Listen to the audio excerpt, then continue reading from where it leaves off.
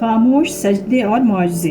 کبھی کبھار ایسا بھی ہوتا ہے کہ جب ہم جائے نماز پر اللہ سے مانگنے کے لیے بیٹھتے ہیں تو نہ آنکھوں سے آنسو نکل پاتے ہیں اور نہ ہی زبان سے کوئی بھی دعا لفظوں کی شکل میں کہی جاتی ہے۔ بس عجیب سی کیفیت ہوتی ہے، دل تو تب چیخ چیخ کر کہہ رہا ہوتا ہے کہ یا اللہ اب آپ کے کن کی ضرورت ہے، لیکن لب اس درد کو بیان کرنے سے قاصر ہوتے ہیں۔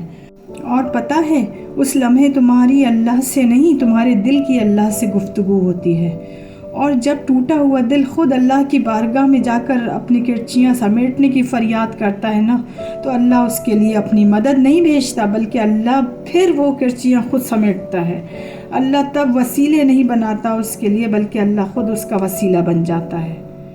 تمہاری یہ خاموشی اللہ کے ہاں بہت زور کا شور مچا دیتی ہے، اتنا زور کا آسمانی خلق اس چپ کی آواز سے چونک اٹھتی ہے، اور پھر وہ ساری خلق اللہ سے تمہارے حق میں دعا کرتی ہے اور فریاد کرتی ہے کہ یا اللہ یہ جو درد سے تڑپ رہا ہے اسے شفا دے دے، اس کے لیے کن فرما دے۔ جب آسمان تمہاری آواز سے لرز اٹھتا ہے تو سوچو اس رب کی کیا کیفیت جس نے فرمایا ہے کہ میں شہرک سے بھی زیادہ تمہارے قریب ہوں۔ سوچو تمہاری جس خاموشی کا شور عرش تک پہنچ سکتا ہے، اسے کیا تمہارے دل میں رہنے والا اللہ نہیں سن سکے گا؟ وہ سب سنتا ہے، وہ سب جانتا ہے، تب بھی جب تم کہتے نہیں اور تب بھی جب تم کہنا نہیں چاہتے۔ وہ دھڑکن ہے اور وہ دھڑکنوں کی ہی سنتا ہے، پھر ایسے معجزے کرتا ہے کہ دل پھر سے جی اٹھتے ہیں، دھڑکنیں پھر سے بحال ہو جاتی ہیں اور ویران آنکھیں شکر سے بھر جاتی ہیں، پھر کرچیاں بھی سمٹ جاتی ہیں اور شفا بھی مل جاتی ہے۔ یقین رکھے اللہ پر۔ بعض اوقات ہماری زندگی میں ہمیں صرف اندھیرا اور تکلیف ہی نظر آتی ہے، ایک بے نام سی بے سکونی گھیرے رہتی ہے، آنکھیں بس نم رہتی ہیں۔ یاد رکھیے آپ تھک چکے ہیں، پر آپ کا رب نہیں تھکتا۔ آپ کچھ نہیں کر سکتے، پر آپ کا رب سب کچھ کر سکتا ہے۔ یہ جو اندھیرا ہے نا، وہ رب اس کو روشنی بنانے پر قادر ہے۔ ہر تکلیف رحمت کا مرہم لے کر آتی ہے، ہر اندھیرا روشنی لے کر آتا ہے، ہر مشکل آسانی لاتی ہے۔ زندگی جامد نہیں رہتی، آج کچھ نہیں ہے کل سب ہوگا۔ صرف اپنے اللہ پر یقین رکھیں۔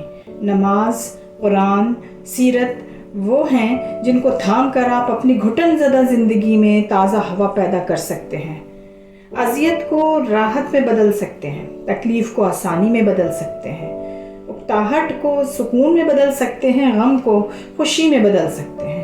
بس یہ بات مضبوطی سے پکڑ لیں کہ میرا اللہ ہر چیز پر قادر ہے۔ پر امید رہیں، اللہ سے امید لگائے رکھیں۔ اپنے رب پر یقین رکھو۔ زیادہ سوچنا انسان کو ختم کر دیتا ہے۔ بس دعا کرو اور سب کچھ اپنے رب العالمین پر چھوڑ دو، جو اتنی بڑی کائنات کو رنگوں سے بھر سکتا ہے۔ تو کیا اسے تم نظر نہیں آتے؟ کیا اسے تمہاری بے بسی نظر نہیں آتی؟ تمہیں کیا ایسا لگتا ہے کہ وہ تمہیں اکیلا چھوڑ دے گا؟ کیا وہ تمہاری زندگی ایسے ہی بے رنگ رہنے دے گا؟ بس اپنے رب العالمین پر یقین رکھو، بلکہ یقین کامل رکھو۔ انشاءاللہ وہ تمہاری زندگی بھی تمہارے پسندیدہ رنگوں سے بھر دے گا، وہ تمہاری ہر دعا کن فرما دے گا انشاءاللہ۔ سنو میرے پیارے دوستوں، مجھے پتہ ہے سب کی زندگی میں کوئی نہ کوئی دکھ ہوتا ہے، کوئی کسی چیز کو لے کے پریشان ہے، کوئی کسی کو چھوڑ کر چلا گیا، یا پھر زندگی کی صبح و شام میں کوئی اور پریشانی ہوگی، لیکن زیادہ تر محبت کر بیٹھتے ہیں اور پھر اس کے اثرات سے نکلتے نکلتے اپنی زندگی کی رونقیں اپنے ہاتھوں سے گل کر دیتے ہیں۔ کوئی چھوڑ گیا ہے، وہ دوست بھی ہو سکتا ہے، ان کے لیے اپنی عید مت خراب کریں۔ لڑکیاں ہیں تو تیار ہو جائیں، سجیں سنوریں، مہندی لگائیں، لڑکے ہیں تو بال بنائیں، نئے کپڑے پہنیں، خود کی حالت درست کریں۔ نئے کپڑے نہیں بنوائیں تو کوئی بات نہیں، کوئی کم پہنے ہوئے کپڑے استری کر کے پہن لیں، ہو سکے تو عید کے دن اپنا صدقہ دیں۔ دعا کریں اللہ سے کہ وہ آپ کے دل سے یہ تکلیف نکال دے۔ میرے پیاروں، آپ بہت پیارے ہیں، خوش رہیں، خوشیاں منائیں، ایسے مبارک دن کو کسی بے قدرے کے لیے مت ضائع کریں۔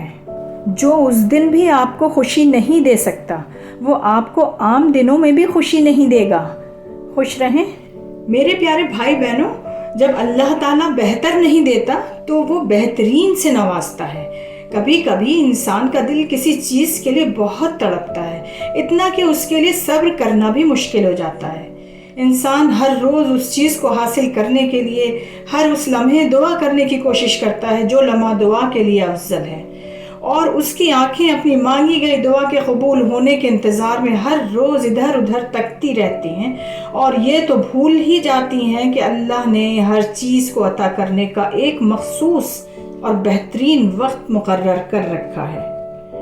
ہمیں یاد رکھنا چاہیے کہ اگر ہمیں کسی چیز کو حاصل کرنے کی اتنی چاہت ہے تو اس چاہت کرنے والے دل کا مالک کون ہے؟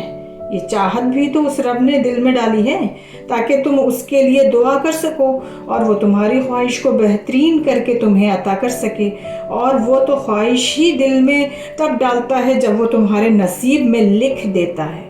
دعا تو بس ہمارے ہی درجات بلند کرنے کا ایک ذریعہ ہے۔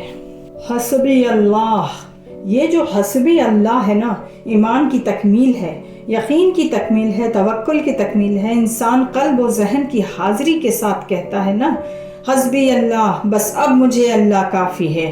یہ کفایت کا احساس و اظہار اس کے ایمان کو اس معراج تک لے جاتا ہے جہاں پہنچ کر اسے تمام ذہنی مشکلات رائی کے دانے سے بھی زیادہ چھوٹی محسوس ہونے لگتی ہیں۔ یہ وہ اظہار ہے کہ اس کے بعد مومن ہر تنگی پر مسکراتا ہے اور ہر مشکل پر مطمئن رہتا ہے۔ پھر حضرت ابراہیم علیہ السلام جیسا ایمان پیدا ہوتا ہے اور مصاحب کی آگ بھی گل و گلزار بن جاتی ہے۔ الہی حسبی اللہ کا شعور رگوں تک اتار دے، آمین۔ میرے پیارے بھائی بہنوں، میرے لیے بھی دعا کریں۔ مجھے بھی کچھ آپ لوگوں سے کہنا ہے، بلکہ مجھے درخواست کرنی ہے۔ کیا آپ لوگ مانیں گے؟ مجھے دعا چاہیے ایسی ہی جیسے کسی پیاسے کو پانی، کسی بھوکے کو کھانا، اور کسی آخری سانس لیتے ہوئے کو زندگی۔ مجھے ایسی ہی تڑپ کے ساتھ آپ لوگوں کی دعا چاہیے۔ آپ لوگوں کا مجھ پر خاص احسان ہوگا۔ دعا کیجئے کہ اللہ میری دعاؤں کو قبولیت کے دوپٹے میں لپیٹ کر مجھے بھیج دے۔ دعا کیجئے کہ اللہ میری دعاؤں پر کن کہہ دے۔ مجھے بس یہی چاہیے، کریں گے نا؟ اللہ کی ذات سے میں کبھی مایوس نہیں، اسی لیے آپ سب سے یہی درخواست ہے کہ آپ بھی ہمت کے ساتھ ہر مصیبت کا، ہر پریشانی کا، ہر چیز کا جس سے کہ آپ کو تکلیف پہنچتی ہے مقابلہ کریں، اور یہ سوچیں کہ اللہ ہمارے ساتھ ہے۔ اگر وہ ہاں چاہے گا تو ہاں ہی ہوگی، نہ چاہے گا تو نہ ہی ہوگی۔ دنیا کا کوئی بھی ایسا شخص نہیں جو نہ کو ہاں میں بدل دے۔ چلیے تو پھر ملتے ہیں اگلے ویڈیو میں۔ اللہ حافظ۔